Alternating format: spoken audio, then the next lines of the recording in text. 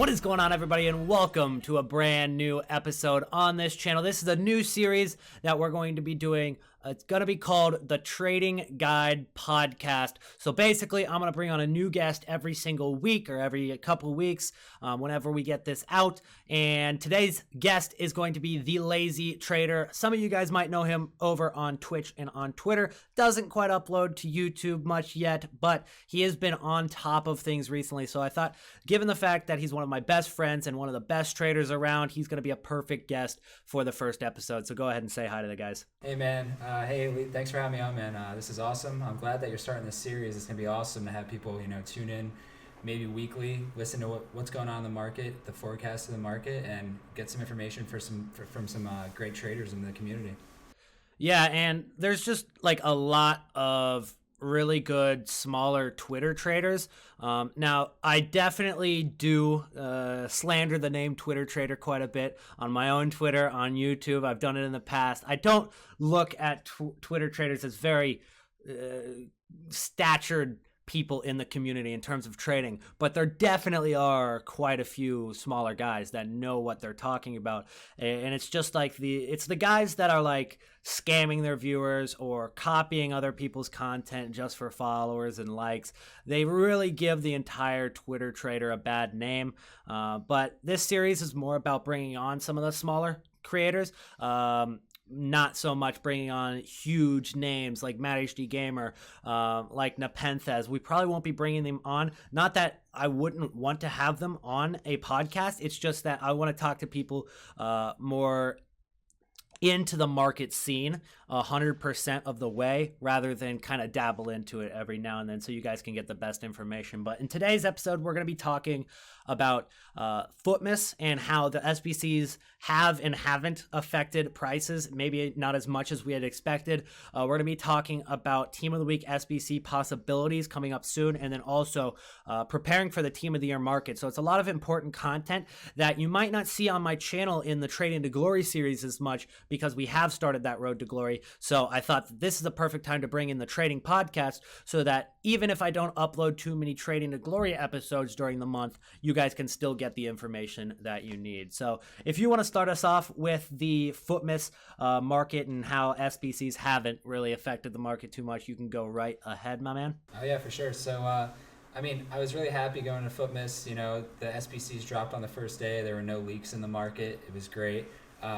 I was excited to see the cards. Then they dropped, and the requirements were, very iffy. You wanted me to pay $130K for an Alejandro Gomez card that maybe I'm only going to use for 3 weeks in my team. The SBCs didn't make sense for the price, and there were so many people that were over-invested in these cards, the 85s, 86s, 84s, and 83s, definitely.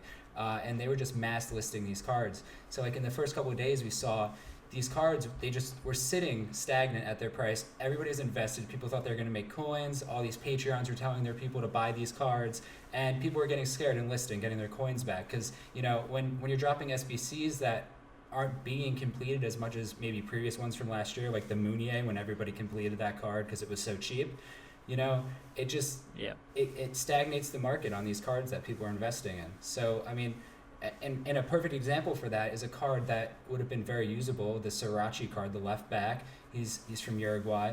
He was a Bundesliga left back. There's not many good wing backs in the Bundesliga considering pace and defensive stats. And they made this 81 left back almost 100K. That's for an 81 card, you're going to require an 84 rated team. It just doesn't make sense to me.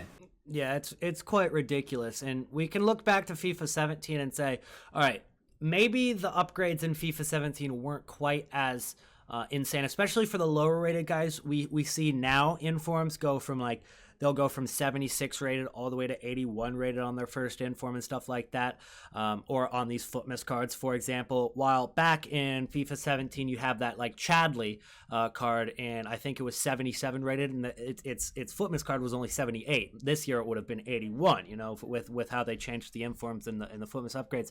But it's just the price that puts everybody off. I think if these SBCs were so much cheaper, the promotion would have been a lot better, because they're only out for 24 hours. So I feel like getting on and getting to do these squad building challenges would be like a drive for people to get on the game. But at this point, I'm not really even caring who they're dropping, just because I know they're going to be super expensive if I were to ever want them. An 81 rated card for 100,000 coins, like that's Sriracha Inform. If you got an Inform, that wouldn't even be that expensive. So why would you want to spend that much on an untradeable card? It's definitely not an end game card. It's a good card, but it's not end game. So I don't know why people would want to do those untradables. And quite honestly, nobody does. Like that's the result. And since nobody does want to do these SBCs, you had a couple people complete Heung-min Son. You got a couple completing one here and there, but definitely not the mass amounts of people, like especially we saw in FIFA 17, where every single day there was at least one card that everybody did. I remember Emre Can. He was like 30 or 40,000 coins, and that was one of the best cards that we used for like 3 months before Team of the Season came out and then made him irrelevant. I think that's how it should work. Yes, these cards should be good for a few months and not end game cards, but at this price, there's no point in getting them. Yeah, and to add to that, I mean, the problem, one of the major problems, is that people have a lot more market knowledge coming in this game. So, I mean, right away, these cards come out, people check their Twitter to see what the traders are following say. I would even tweet, hey, think about doing this Lacazette, but really don't do the Lacazette, because you can buy his tradable card for 220k on PS4 right now, or you could have done his SBC for 150, 160k. I mean, it doesn't add up. You can sink 60k more into a card, and you're going to get a return on that card. It's not like those coins are going away. When these cards are untradeable, you have them forever. They're staying in your club forever unless you trade them in for something else, and it's not even like an 86 rated card's worth anything. Yeah, exactly. Once those cards become irrelevant in a couple months or even a couple weeks when Team of the Year drops, you want to be able to dump them out for some coins and put those coins into what you're going to do next for your squad, rather than just have them rot in your club, eating up those 100,000 coins that could have been put towards something else. But the overall market impact of this was definitely just an anticlimactic SBC investment. I think everybody and their dog invested in 83 through 87 rated cards at some point during this promotion, and the profit, if at all, was very minimal. Again, anticlimactic. Even if you invested in the exact requirements, they still barely moved. Honestly, I guess that's just the reason why FUTMAS hasn't affected the market too much directly from SBCs. But there's another perspective, another angle you can look at how FUTMAS SBCs affect the market, and it's the fact that they do take coins off the market every single year. They're a method of, okay, after Black Friday, there's a lot of coins in this game, and what's going to take those coins off the game? The only thing that can take those coins off the game are, one, people opening packs with coins. And at this point, it's FIFA 19. Not very many people do that anymore. They know that's not a good deal. The only other way is through untradeable squad building challenges. So since not many people are doing this, the long-term effect is that the prices are going to stay very high because people aren't using their coins on untradables. So they still have those coins liquid. They're still able to buy these tradable cards. When they have more buying power, the prices are going to be staying high or going up higher, especially as we enter into Team of the Year, which I think is a perfect transition into this Team of the Week SBC, because that's another squad building challenge that can take coins off the market. So you've definitely dug deeper into this than I have. So talk to us about the Team of the Week SBC speculation. Yeah, so I mean, earlier in this week, heading into Wednesday when we were supposed to have this huge Team of the Week that we got, I mean, it is an amazing Team of the Week with the likes of Messi, Griezmann, Fabinho, all these great cards. And people really thought that some traders in the community, at least, they thought that we were going to get the Team of the Week SBC today or yesterday. And I looked right away at Tuesday. I think they did this last year as well. You drop the SBC on before the last day that these cards are going to go out of the packs, because they're so high rated and they cost so much that it really helps to bring the price down when they would be rising on Tuesday. And then you get this new Team of the Weekend on Wednesday, maybe bring in some more low-rated cards like 80s, 81s, some 82s in there. Have a couple, high-performance cards, high-rated cards that are really going to drive a coin suck on the market. So EA is creating that coin suck, they try to do it with FUTMAS. I mean, that really takes out the 85s and 86s mostly, because the 84 and 83s aren't usable. But I mean, you're going to take out informs on the market. People are going to be buying informs to do these tradable inform or tradable team of the week SBCs. You know, people are going to be doing the untradable one, which is going to take high rated gold cards. So you're really just all around causing people to trade in coins for packs, and without actually buying packs from the store. I mean, and sometimes, you know, I like to get risky and buy a 125k pack, but I've only done that about 3 times this year, so I guess you could call me a fraud or something like that. But three times this year, as in FIFA 19. Yeah. You know, man. They got me. You know, I have an addictive personality that like to make me open packs. I don't use FIFA points, so you know, you got to open packs with coins somehow, right? I mean, to be fair, I'd rather you do it with coins than points, just because I'm still boycotting the FIFA points. Even though I am not boycotting the gameplay anymore, I am doing my Road to Glory. I'm still not buying any FIFA points, but as you know, Corey and Zaro keep sucking me in a little bit farther into light. Oh yeah, they're giving you those great pack pulls in your Road to Glory too. I know, right? They got me on the red list or something. Yeah, and if you haven't watched the episodes by now, you probably should have.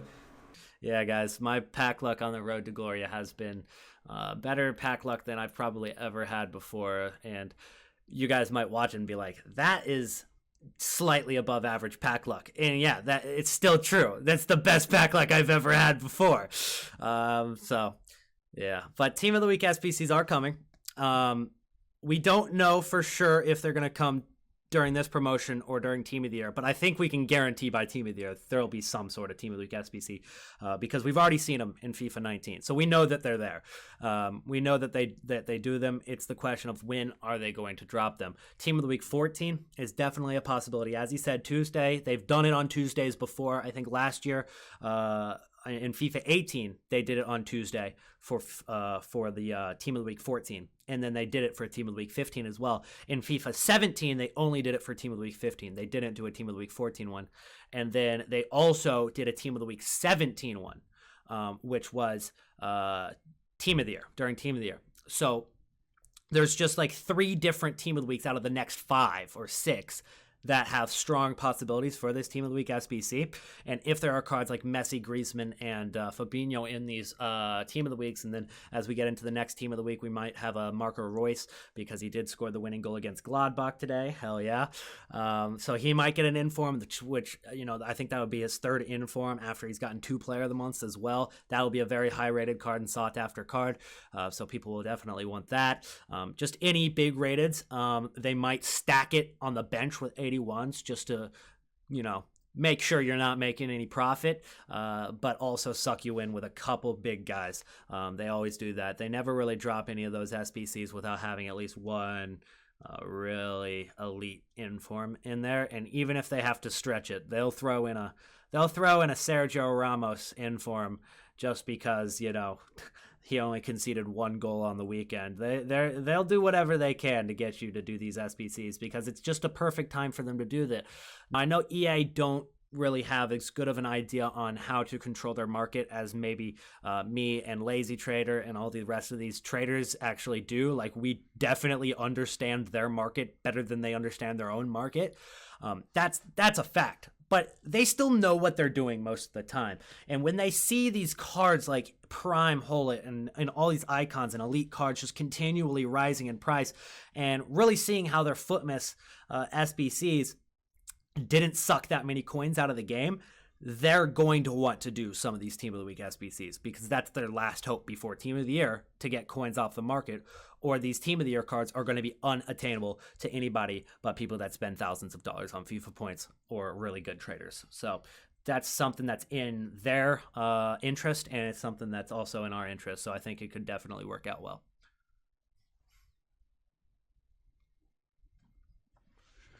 Oh, that's actually a really good topic to talk about.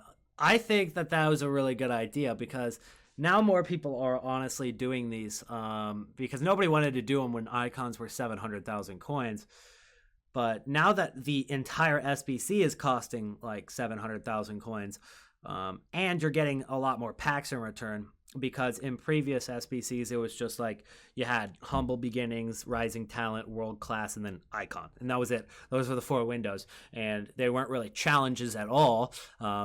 They were just submit an icon. That's your challenge. So that wasn't very good packs in return either, because all you got was a 100K pack and a 50K pack when you're spending 950 to $1 million on the worst icons in the game. I mean, maybe not Nakata bad, but still, like, none of them were good icons in those prime icon sets. The problem with the sets were, and the reason why they had to move away from them, is that by putting these cards in a set by their ratings, you have 5 cards. Okay, you have 5 cards there, and they're all different prices on the market for their primes.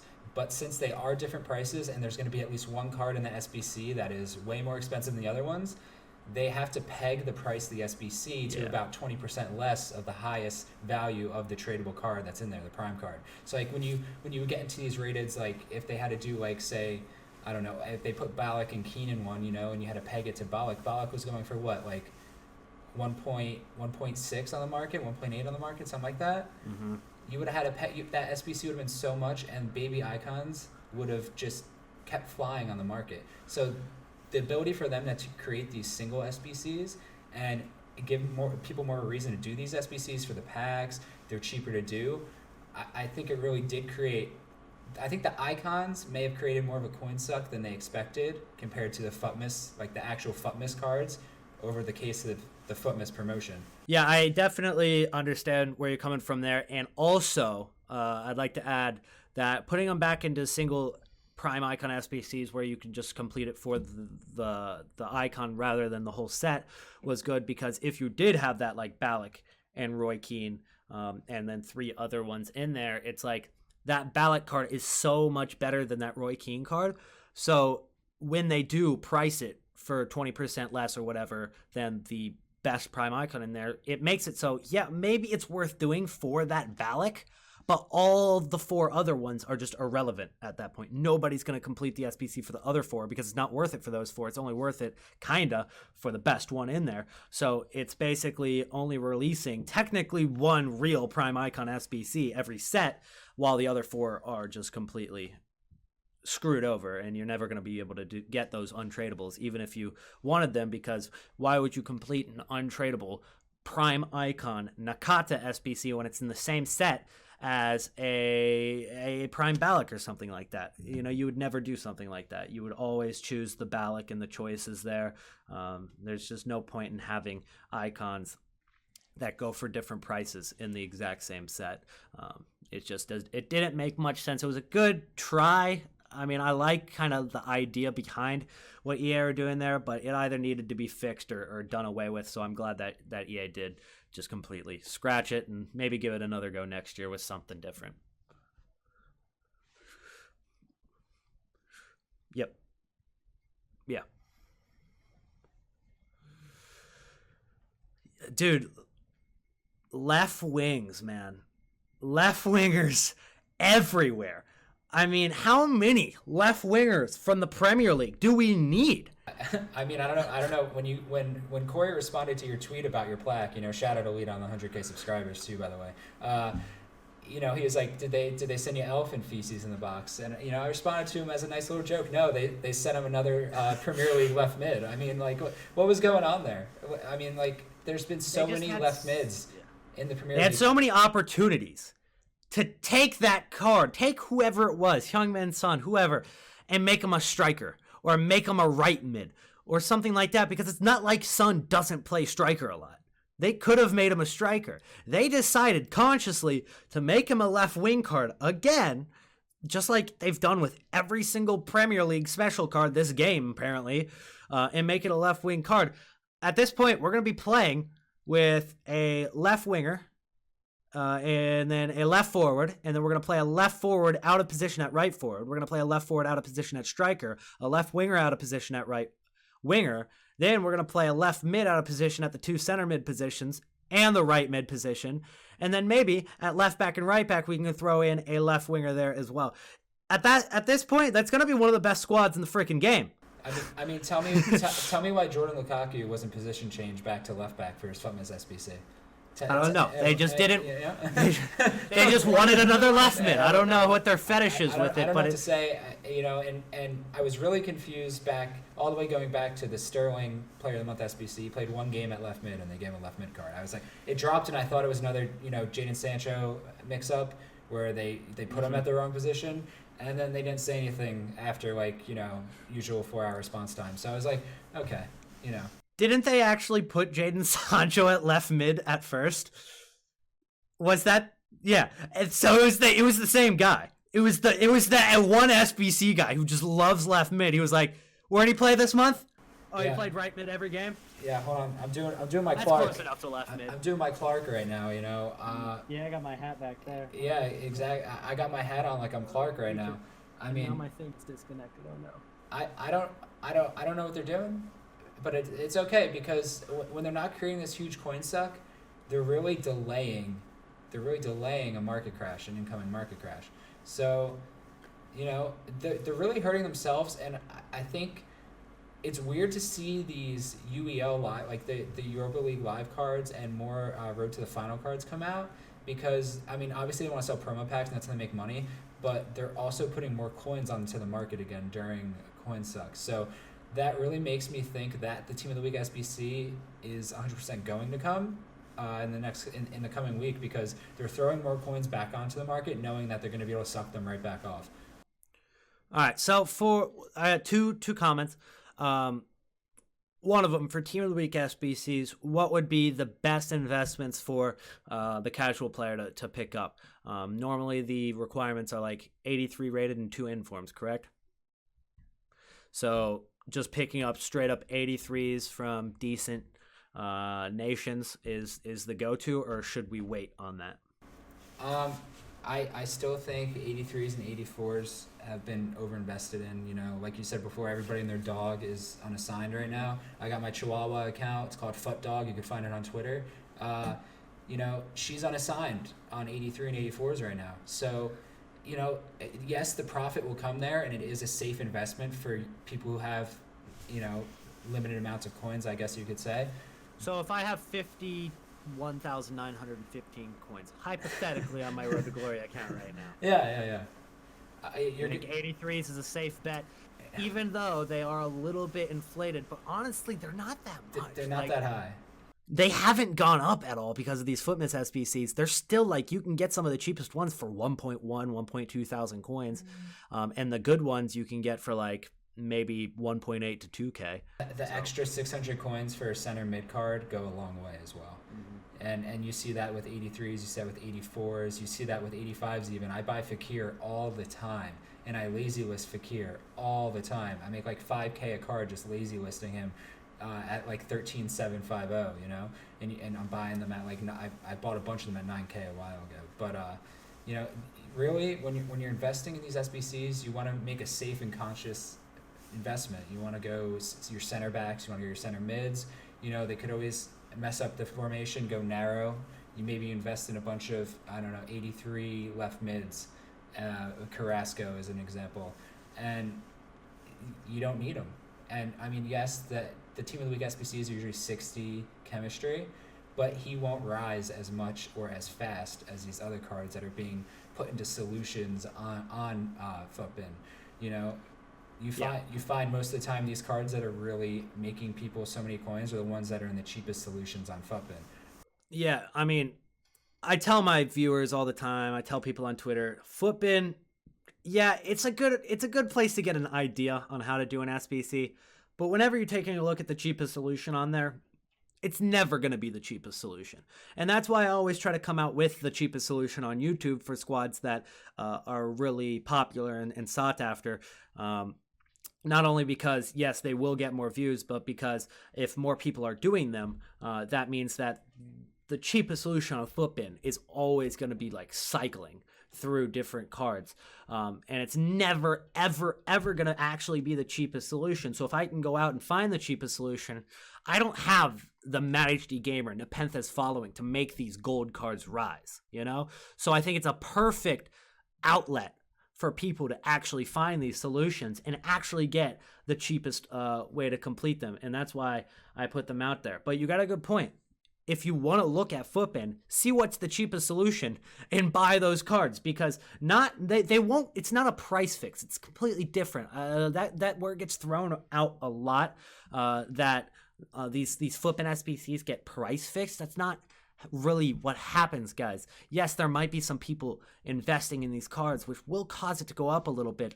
But it's not getting price fixed. It's just the demand for those cards is so high because everybody's looking at that solution on FUTBIN, and it just causes the card to go up and not be the cheapest at all anymore. And by the time it registers as the cheapest solution, it's no longer the cheapest solution anymore, because FUTBIN, as you guys know, for some cards it takes a couple hours for them to update. So, a Kagawa might be still in the cheapest solution at 1,200 coins, and he hadn't been 1,200 coins for 2.5 hours just because FUTBIN hadn't updated it yet. So you always got to consider that kind of stuff, and it's a really good method of just if it gets updated and you see it gets updated and there's a new cheapest solution, pick up a left back or a right back in that solution and just wait for him to rise, because it's gonna happen.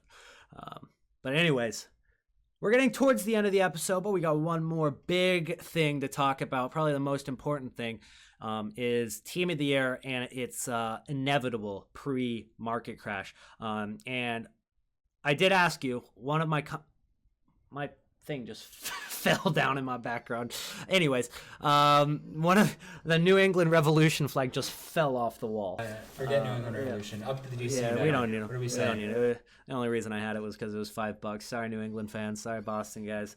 But my first comment was, what are the investments for the Team of the Week SBC? The second comment was, you said that it was going to, them, not doing these coin sucks is going to delay a market crash. And I want to ask, what you fully meant by delaying the market crash, or is it just not gonna, is it just preventing a market crash? Do you think it's delaying it or preventing? I don't think. Two very different things. I don't think EA can do anything to prevent the Team of the Year market crash. I think they did a decent job preventing a Black Friday market crash. Actually, there's a little bit of a market dip, but we didn't see a huge crash like we previously have. Some cards did drop a lot, yes, but you can't prevent the Team of the Year market crash. That's literally when the most amount of packs are opened on single-handedly on FIFA all year, is during Team of the Year and then next Team of the Season and then Black Friday. So the Team of the Year market crash is just huge. It's going to happen regardless of any, market knowledge is huge. Yes, market knowledge helps prevent market crashes, but there's nothing you can do market knowledge-wise to get ahead of the Team of the Year market crash. It will always happen. People will always panic. There's a huge population of people, more than people who know about trading, FIFA Twitter, Twitch streams about trading, that are going to be panic selling their cards because they know, as players who play this game since FIFA 12, FIFA 13, FIFA 14, that we're going to see a crash at this time. It happens. What happens when I wake up in the morning? I brush my teeth. You come to December.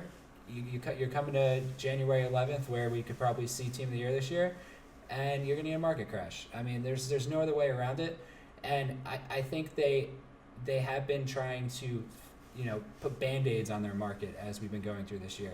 They have a team economist. Before we were ragging on him, I mean, he knows what he's doing. Obviously, they do know that. I personally think they do know their market better than the traders do, but they make bad decisions on the market, and we cause the market to do different things. So I'm not saying I personally have an effect on the market, but the traders collectively as a whole and the actions that we do have more of an effect on the market than their economists can handle. Yeah, and we saw that kind of during Black Friday, because it was definitely a unique event. We've never seen the market fluctuate like that during a promotion before, especially during the third, or approximately the third biggest pack opening event of the year. We saw where the market dipped a few weeks beforehand, nothing crazy significant, but definitely a dip. And then everybody was just not sure when this pre-crash was going to happen, and people were selling, but at the same time people were buying, and it stayed stagnant. And then once Black Friday actually came, we didn't see much of a crash during the promotion either, because we still had tons of people, including myself. I was part of this group where they were buying during and slightly after Black Friday still. And then it got to like a week or two afterwards once Team of the Group stage came, and then that's when we finally saw the Black Friday market crash. The effects of that promotion didn't happen till a week afterwards. That's never happened before. And that is honestly mostly caused by the vast majority of the community knowing what to do with their coins, or preparing their coins, I should say, because nobody really knew exactly what to do during Black Friday, because it was just every trader knew that this was different and it wasn't normal. So we were all like, I was staying liquid, like, this is not the lowest it's going to get. I know it hasn't happened yet. And I bought a little bit during Black Friday, but then once that Team of the Group stage crash came, I finally, because I never put my coins into anything, because I was like, this is not as low as it can get. And I knew it was going to eventually happen. And then it did. The effects of all that supply, finally everybody was invested.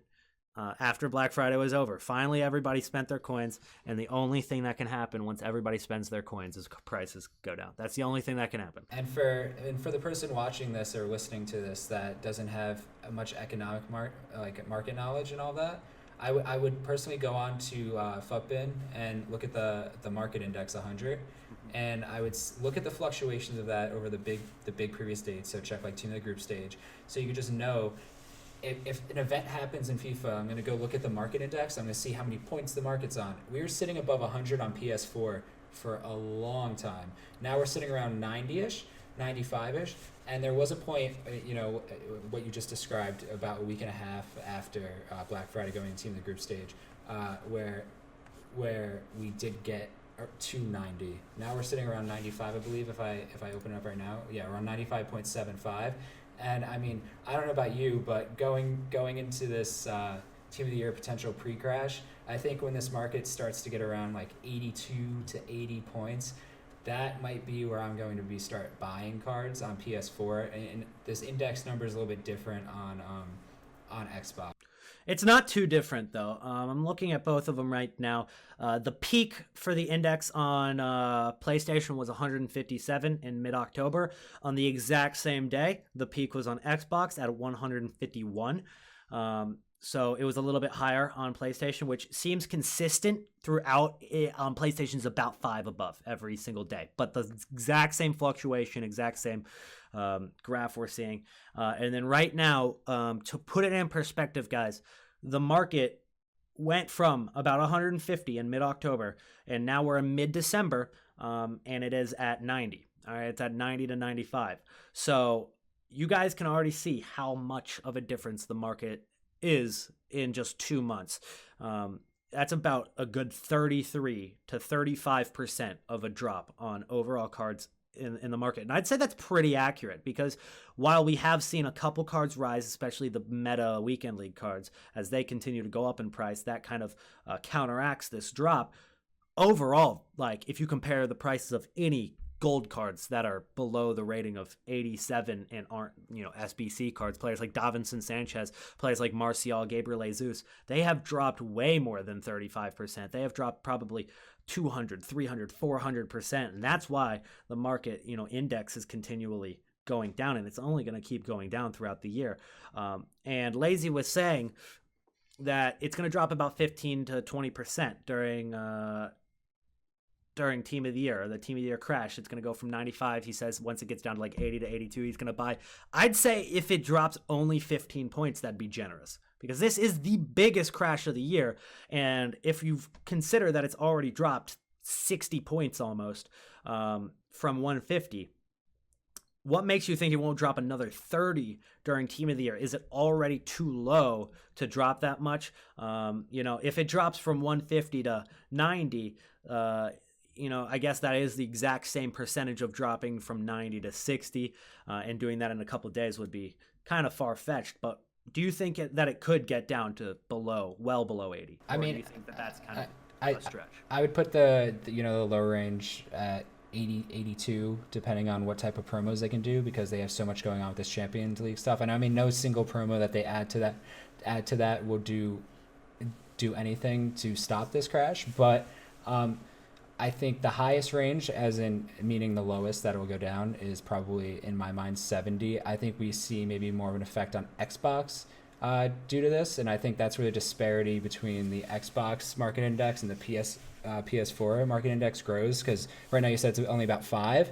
I think it could get to a difference of about 10. I think the market's going to be really low on Xbox compared to PS4, just because of the amount of purchasing power that we have on PS4, and I think people are going to start investing in these cards as soon as they start to see them dip down to 80, and they may get lower to like 70, and that's when better traders like you may invest compared to me. But I mean, once you get in anywhere below 80, like 80 to like 70, I think you're going to be fine, because I think we're going to see the market come back up to like 90, 91, 89, 90-ish.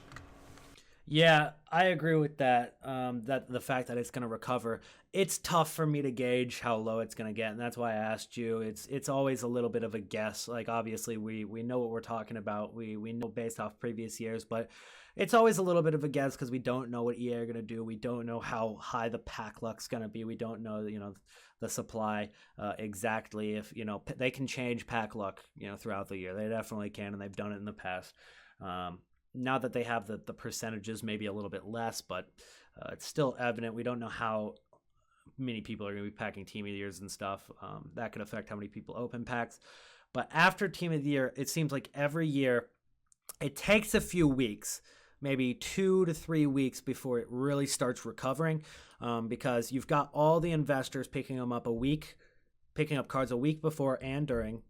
And then you've got the impatient investors selling a week after and 2 weeks after. And it takes that 2 weeks to get the supply gone from their transfer lists. And then that's when the market really starts to rise, on top of the fact that it seems pretty consistent that this is about the time of the year. February and March is the time of the year there's a coin glitch, all right? And it's happened like 3 years in a row. What does that mean? That means that when there's a coin glitch, guys, it becomes more attainable to get coins off of websites and stuff. And I don't suggest you guys do that, because you can get banned off of that, and it's cheating. Like, you can trade to it, guys. You don't have to buy your coins. But the effect it has on the market is people will go out and buy coins, and when they go out and buy coins, that gives them more buying power, and then these big cards start to rise. So I'm not saying I'm going to take advantage of a coin glitch as in buying coins, but I am going to take advantage of any coin glitch if it happens in terms of a market rising, and I'm going to sell my cards into that hype. Just like I did. I remember in FIFA 17, there was one where they had like this bot was playing games for like non-stop on people's accounts. They had a bot that just automatically played games, and they would just earn match coins automatically. And we saw the market just skyrocket during those few weeks before EA fixed it. And then when EA fixed it, we saw the market drop right back down. So, and it's happened like 3 years in a row during those couple of months. So if it happens again, I'm not saying it will. Maybe EA have stepped up their game finally, but yeah, let's be real. And it's EA. I just want to throw one more comment out there about the Team of the Year thing and what people should maybe look to buy. And something that's been huge this year has been complementary card investing. So cards that are going to get you that strong hard link to a new card that's coming out in packs that people are going to use. So, I mean, for example, if Ronaldo gets his Team of the Year card, informed Douglas Costa, left forward, maybe the best left forward, best left wing in the Serie A, he is on Juventus, gives him a strong link to Ronaldo. You're going to see that card start to rise faster than any other card you can invest in. And there's going to be tons of these links everywhere around the shop with left backs. Usually the wingers and backs, they do go up a lot more just because they're more sought after positions. But basically almost any position will rise. It happened with Koulibaly when Gulam got an inform Koulibaly's team of the group stage card. It went up maybe 10 to 15%, which is a good amount to invest in. But with people getting all these coins on the market, these cards are really going to start to fly first. And I think that's going to be a good telltale sign that the market is starting to rise when these cards start to fly. Yeah, that's a great point, and that's a great trading method in general that I haven't utilized as enough, and I definitely should. It's and I'm going to try to put it in a little more basic terms for people that don't understand what he's saying. Let's say Alan for Brazil gets a FUTMAS card tomorrow because it's 3 days till Christmas in day 3, Brazil's in third. Alan gets a FUTMAS card. Since Alan is both Brazilian and in Calcio, he gets those strong links to Douglas Costa. And so if that Alan is of a reasonable price, which we have no idea what EA are going to do, they made a reasonable price today for Arias, so they could do it for Alan. Arias was like 20K, while then we also still saw a couple for 140,000 coins. But if there is like a really good deal on a FUTMAS card, such as Arias or such as possibly Alan, for example, Douglas Costa gets a strong link to Allen, which would mean that people, once they finish Allen and they want to build a squad around him, will be buying that informed Douglas Costa, which is why that demand comes from out of nowhere. It might seem it doesn't come from out of nowhere. That's where the demand comes from. So if you see this SBC drop and you see, oh, it's only 40,000 coins, that's totally worth it for Allen, and people are going to do that.